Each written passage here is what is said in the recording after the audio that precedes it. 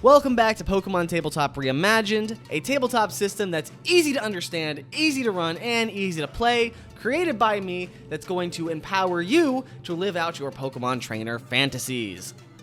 Last time, we got you started on the creation of a character and introduced you to some of the basic rules and concepts of the game, but today, we're going to do our first video in our series of going over the different trainer classes that you can pick from when creating a character. Today we'll be talking about the Fighter class, otherwise known as the Black Belt or the Sailor class. Now I'd like to preface this by saying, don't be beholden to the name of the class for your character. Just because your character is not a karate man or a sailor or some sort of martial artist doesn't mean they can't be a part of the Fighter class. They can still be in the Fighter class if you want them to be. It's all up to you. This is just a generic title for the class that I had to come up with to give it a name. So don't be beholden to that for your RP purposes. So the first thing you need to know about picking a class is that each class has its own HP that it starts with. The Black Belt or Fighter class starts with 12 HP at level 1. In addition to that, you get some stat buffs and some stat nerfs. So the Fighter class gets +2 to their attack stat at level 1, and gets -2 to their special attack stat at level 1. Once you've done that, we can move on to our skill advantages. So almost every class has some skills they get advantage on when they roll them. So the Fighter class here gets advantage on all athletics and intimidation skill checks and saving throws. So anytime you have to make an intimidation check or an athletics check or saving throw, you get advantage on that roll, which is a very nice boon to have. So that's going to get noted down in our character sheet. Now we're going to make our way through the different levels and what they give you. Every trainer class has 9 total levels to make your way through, so these levels are a lot more spread out than they would be in other tabletop role-playing games. However, there is a lot more useful stuff sort of jam-packed into each level of these classes. First up, you're going to get the ability Brawler, and this is going to give you a few different things. First up, your trainer is going to count as a fighting type during damage calculation. So this means moves that are super effective and not very effective on fighting type Pokemon would also be super effective and not very effective to your trainer. So if your trainer was hit by a peck attack, it would deal super effective damage. If they were hit by a leech life attack, it would deal not very effective damage. Trainers are usually normal type during damage calculation, so this is a very unique feature to this class.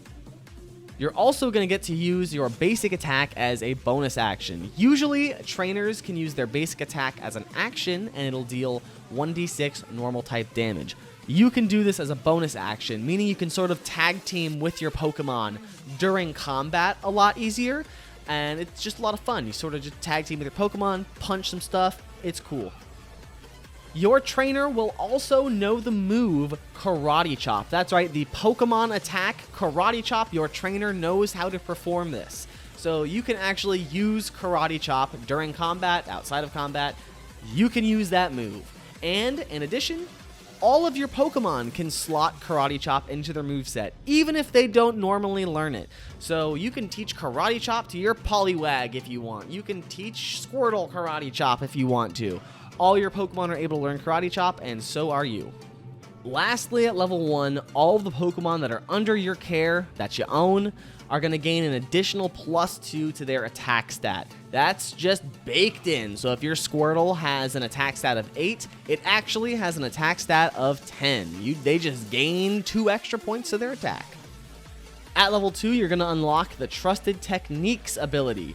Your trainer is going to know how to do the moves Rock Smash and Low Sweep, and any of your Pokemon can put the moves Rock Smash and Low Sweep into their moveset. But that's not all. You're also going to get 2 stat points that you can put into any non-HP stats for your trainer, and you gain 1d12 trainer HP added to your max HP.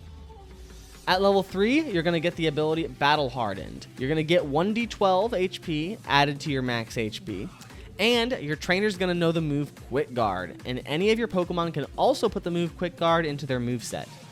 That's not all, though. You and your Pokemon are also immune to the flinch status condition, and you and your Pokemon's opportunity attacks will now deal 1d8 damage instead of 1d6. If you're wondering to yourself, like, what some of the terminology I'm using means, like, what is Quick Guard, what's Karate Chop, what do they do, what's the flinch status condition, what is that, what is an opportunity attack, what does that do, I'm going to skip over these things for now, just for brevity.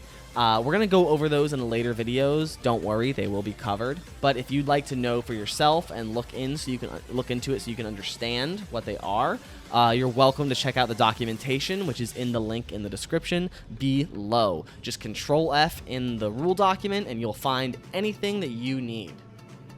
At level 4, you're going to get the ability Super Slammer. Your trainer will now know the moves Circle Throw, Storm Throw, and Seismic Toss, and any of your Pokemon can put those moves into their moveset as well. Additionally, when you or your Pokemon take the Shove action, the Shove target will be pushed 10 feet instead of 5 feet, and any environmental or damage resulting from that shove will be doubled. And that's not all. You also gain 2 stat points to allocate to any non-HP stats that you want, and you gain 1d12 trainer HP added to your max. Now, level 5 is when this class really comes online with the ability Maximum Assault. You're going to gain a second bonus action to use during your turn in combat. Now, normally you only get 1 bonus action per turn.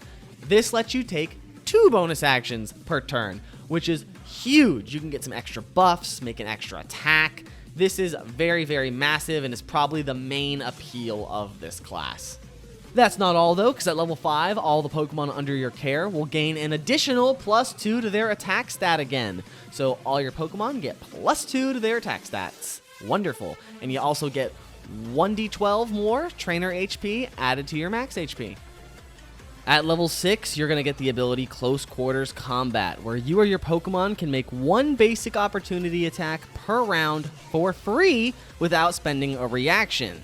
Additionally, you and your Pokemon's opportunity attacks will now deal 1d10 damage instead of 1d8 damage, making you a little more deadly. You're also going to gain 2 stat points that you can allocate to any of your trainer's non-HP stats, and 1d12 trainer HP added to your max HP. At level 7, you're going to get the ability Steadfast, where you and your Pokemon will take half damage from opportunity attacks and reactions, making you way more tankier. Additionally, as a reaction, you and your Pokemon can make an opportunity attack against an adjacent enemy who is just directly damaged by one of your allies.